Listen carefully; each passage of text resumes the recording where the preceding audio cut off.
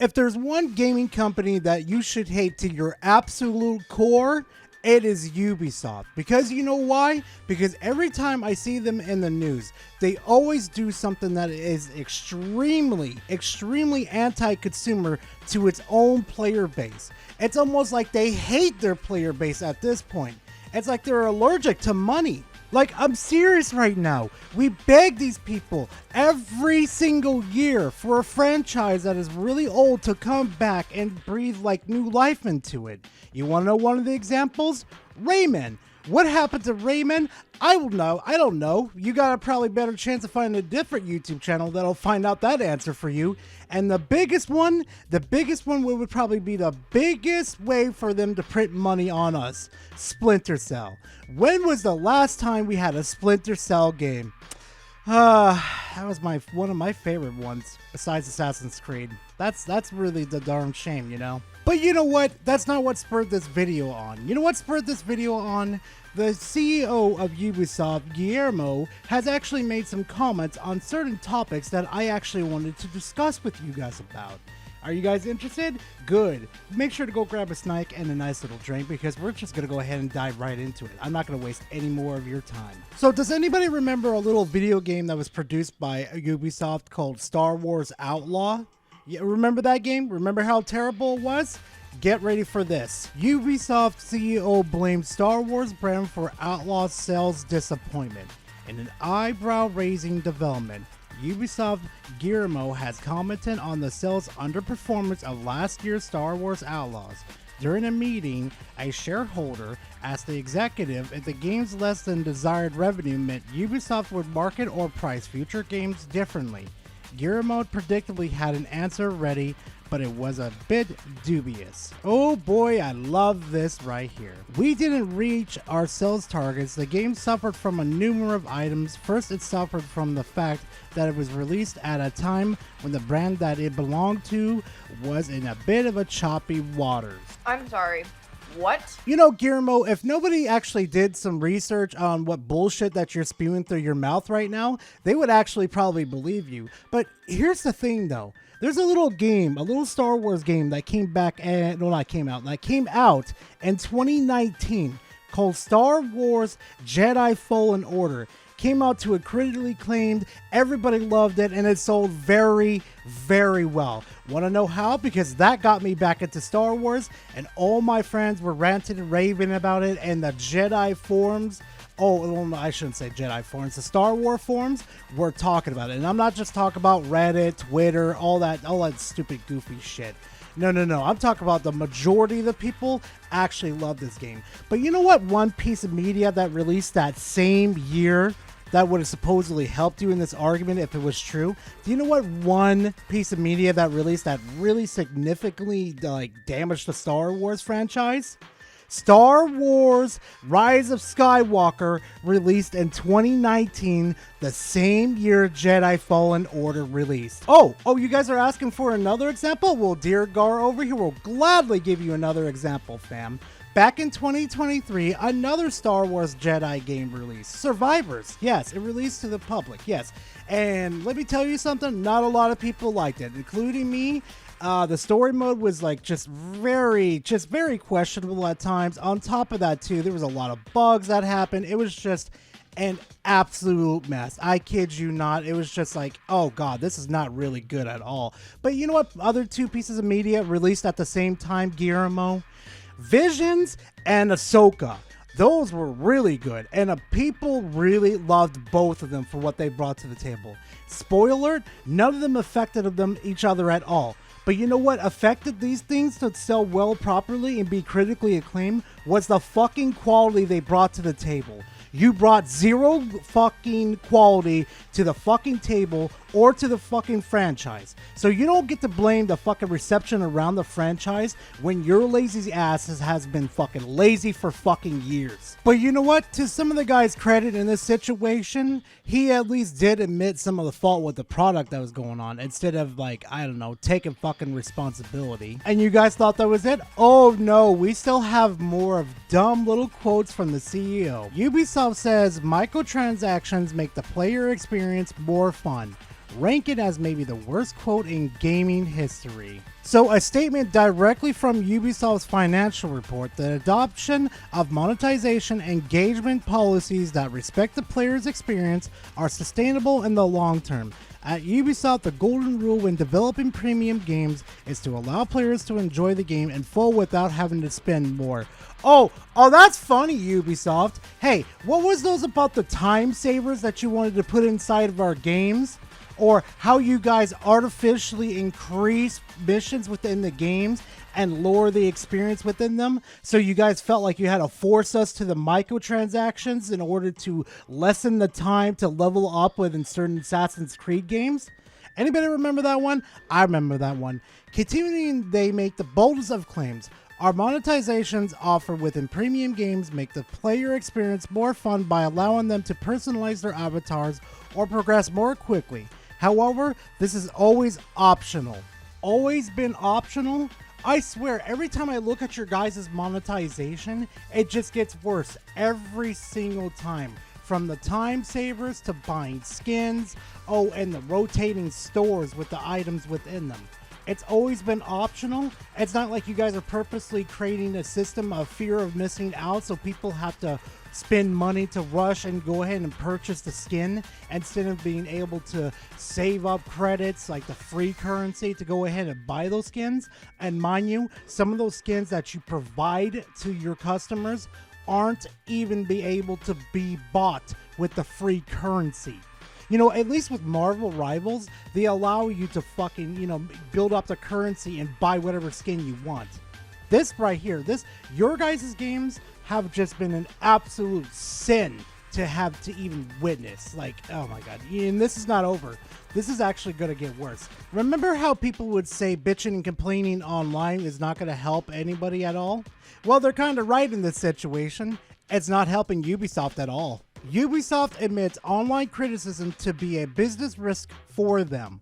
While you might already be familiar with this novel-length report, officials titled the Universal Registration Document thanks to the flood of articles and YouTube videos mocking Ubisoft for calling microtransactions fun, one arguably more important and amusing detail has largely flown under the radar. Ubisoft's admission that online criticism does indeed work and is seen as a risk factor for the company.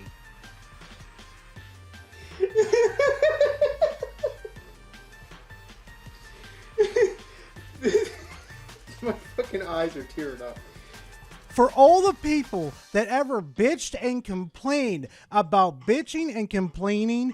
Ubisoft being a terrible company, complaining about their products, and it's never going to affect the studio, well, not the studio, but the publisher at all, you just need to stop it.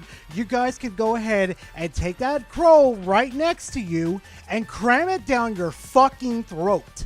You need to do that right now, because right now, Ubisoft just came out and admit that criticism on the internet is actually affecting their business. And not only that, it's their products that is validating our criticisms against Ubisoft. So go ahead and sit down there and eat fucking crow. Also, does anybody remember last year when Ubisoft was getting really up in their fee-fees about criticism going to fucking Assassin's Creed Shadows, and they basically said that they were going to sue players over that fact that they were giving criticism, and they weren't even defining what harassment is, but in this situation, I think they're just going to file it under criticism, where it's going to be technically harassment in their corporate minds over here. This is beautiful. Like, Ubisoft really fucked themselves in the ass. And here's another thing I hate about fucking Ubisoft. Instead of investing the money into their studios, hiring better talent, having better engines, all that type of stuff, you know what they invest their money into? In order to prevent and limit these risks, Ubisoft has implemented internal reputation monitoring, crisis management, and content moderation system, has adopted its communication strategy to reflect its new context, and its legal and human resources departments have developed appropriate processes to respond to these attacks on its reputation. I can't physically throw up in my mouth. So instead of investing into their studios, investing into their games, they'd rather invest into a fucking... They'd rather invest into a team to silence their fucking critics instead of proving them wrong, coming out with fantastic games. Is that what I'm reading right now? They invested money into people censoring other people about being critical of their shitty fucking games. That's what they really thought was gonna happen. They really...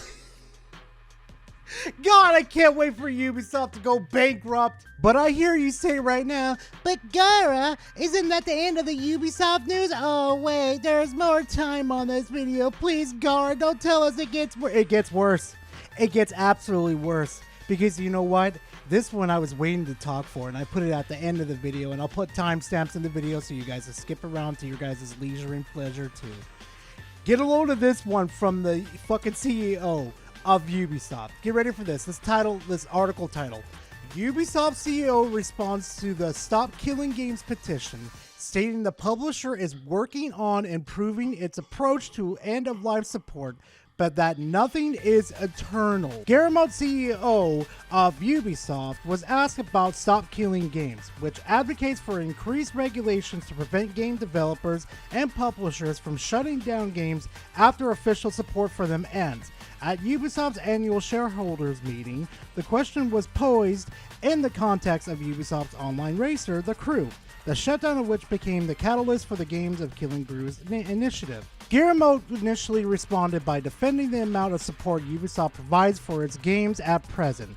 Regarding the petition, we operate in a market, and whenever we release a game, we provide a lot of support for that game. We also provide a lot of services to make sure that the game is accessible and remains playable 24/7. That it remains accessible for 24/7 and you give it plenty of support. The only support that I've ever seen you guys do for a Ubisoft game is fucking fill it to the brim with microtransactions. And after the game releases to the public, there is nothing but constant fucking bugs within the game. And I'm not talking about like a normal amount, like, oh, I accidentally glitched to the map, and that's like, okay. No, I am talking about like ever since Assassin's Creed Syndicate, faces are disfigured, people are glitching through the fucking wall, weapons aren't registering correctly in the game with the damage values. There are so many fucking problems with your guys' games. It is unbelievable. Especially you charging us for $70 fucking dollars for your guys' games too. And then you want to sit here that you say you give it constant support and have it playable 24/7. Why isn't there an offline mode for the crew then, Ubisoft? Where the fuck is that? Oh, nah, but you guys are full of bullshit. Oh, if you guys thought they were full of bullshit, wait till you hear the next statement from this man.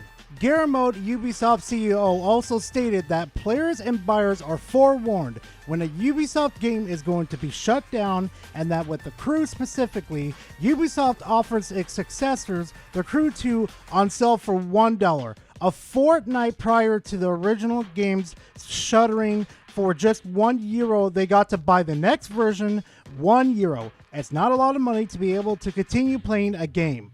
And here we go. Oh, you give us plenty warning, Ubisoft? Oh, you mean like the back of the fucking case where it's buried on illegal mumbo jumbo? Yeah, that's what people are fucking worried about, reading the whole fucking case. You could have had that disclosure in the front of the fucking case where the majority of people are more worried about buying the product. But Gara, we can't put any more warning labels on our little game case. We've already got the online warning on there. Yeah, but you guys sure as fuck don't give about the UI within your guys' game where it's a cluttered fucking mess and you have no idea what the fuck to do with it in the first place. But Gara, it's just $1 to go ahead and purchase and replace the game that we purposely took away from you. Fuck you! How about that, How about fuck you for taking a product away that I spent my hard-earned money on? And you want to justify that you put a sale on with this little game on the market that you put out for a fucking $1? How about if I don't enjoy that game? What if I stuck around with the first one for a really good fucking reason? And since you decided to take that away from me, maybe I should just pirate your fucking games from now on, because at least I know I'll own the fucking game legitimately. Now, you may be sitting there like, wait, Gar, why would they do this purposely? For one fucking reason only. To make more money off of you. Why would they shut it down in the first place? Well, if you paid attention to his statement right there, he said that you could just spend $1 and go ahead and get the next version anyway. It's always been about money with Ubisoft. It doesn't matter if you're enjoying a product or not. If it's prevented them from getting money, then fuck you. We're going to strip it away from you. I'm telling you right now, that's how these companies work these days. They don't give a fuck about you. But do you think this is where the train ends with Ubisoft and their bullshit? Nope. Here we go! The Ubisoft CEO then points out that all video game publishers are faced with the issue of changing or ending services. You provide a service, but nothing is written in stone, and at some point that the service may be discontinued. Nothing is eternal, and we are doing our best to make sure that things go well for all players and buyers, because obviously support for all games cannot last forever. The foolishness of that comment is so deep, I can only ascribe it to higher education. You have to have gone to college to say something that stupid. Either this CEO is the dumbest motherfucker to ever walk this earth, or B, he is being absolutely dishonest right now. Stop Killing Games does not require you or the developers to continue the support of the game to keep it online. What we're asking you to guys do, what Stop Killing Games is asking you guys to do, is to leave the game in a functioning state to where we can access the fucking game. If there's an offline mode to where we can play and we can connect to other people to play with, because you know it's probably peer-to-peer or whatever the other bullshit is, then leave it the fuck alone. Why are you actively going out and sabotaging this fucking game? I have a case right here with the old Halo Reach game where I could plug it into my Series X right now and I could jump online with my buddies for like, I don't know, the fucking years I've known them, probably more than a fucking decade at this point. And we can play the original Halo Reach, play fucking custom games, and play whatever game we want. We can link up and play co-op games. We can play fucking firefight. We could do anything. You want to know why? Because Microsoft/Xbox left the server, well not, excuse me, I'm going to have to clear my throat on that one. Left the game in a playable fucking state, Ubisoft. That's what we're asking you to do. Leave it in a playable state. Not rip it from our fucking hands like you're our fucking father, like we just got some bad grades and we've been a bad kid in the fucking neighborhood acting like a fucking hooligan. Like, do you understand the words that are coming out of your guys' fucking mouths right now? No, of course not, because you're being disingenuous fucktards. Like, seriously, I have to know, do these people even bother reading the fucking paragraph on the website and understanding what is there? It doesn't say you have to continue support. It says leave it in a playable state. Why is it so hard to fucking read? Why is it so hard? Never mind. This is the same company that would rather fucking censor your criticism than improve their own fucking games. Never mind. Guillemot concludes by reiterating the point about services having a shelf life. The lifespan of a piece of software, whenever there's a service component, eventually services may be discontinued because eventually the software may become obsolete over time. A lot of tools become obsolete 10 or 15 years down the line. They're no longer available, and this is why we release a new version. And so we have version 2 and then version 3. But clearly this is a far-reaching issue, and we are working on it. So if that's the case, then why'd you guys delist it then? Why'd you take it off the market? Like, you guys could have prevented people from buying it.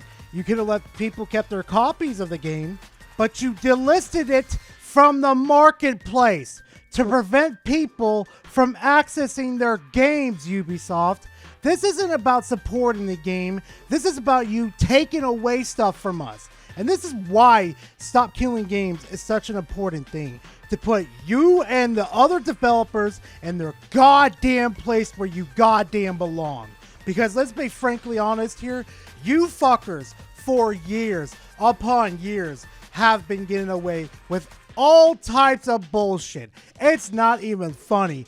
Ranging from like microtransactions, stealing fucking content from us that we literally purchased for, and literally showing us false marketing on your guys' fucking trailers, which is literally attached to you guys. Like, I would not be surprised if the game Good and Beyond Evil is never happening. I would not be fucking surprised. Especially with like games like Anthem, how that was false advertising. Yeah, maybe we should throw that into the fucking bill and get you guys fucked over that one, huh? With false advertising. Like, fucking hell, I swear to God. At this point with the industry, we've tried multiple times not allowing government to get involved with video games. I understand the side of the argument. I don't want government in my fucking video games. But we're at a point within the industry that they do not give a fuck. They are willing to take advantage of us at any time that they fucking feel like. And at this point, we've tried bargaining, we tried pleading with them, we've tried everything under the sun to possibly, and I do mean possibly, reason with them. But at this very fucking moment, fam, we need the government involved. And there's not a goddamn thing you can do to change my goddamn mind. Because you know what? Ubisoft is a repeated offender, and they need to be made an example of. But you know what, fam? I'm done bitching and complaining about Ubisoft, because let's be honest here, nothing's really gonna fucking change until we get the government involved. I'm pretty much done with it. And you know what, fam? If you enjoy my topic content, please leave a like and comment in the comment section. Always a pleasure to talk to you guys. And hey, if you like my rants, my reviews, and, well, my fanboy content, subscribe to the channel, because I'll definitely have more coming for you guys. And also, too, just as a bit of a heads up, I may be live later today reacting to the Pokemon stuff. I don't know if it's going to be worth it or not, but we'll find out if I go live, to be frankly honest. If I'm not, well, sorry about that. But like I always say, thank you guys very much for watching. I truly do appreciate it, and I hope to see you guys in the next one. Later, fam!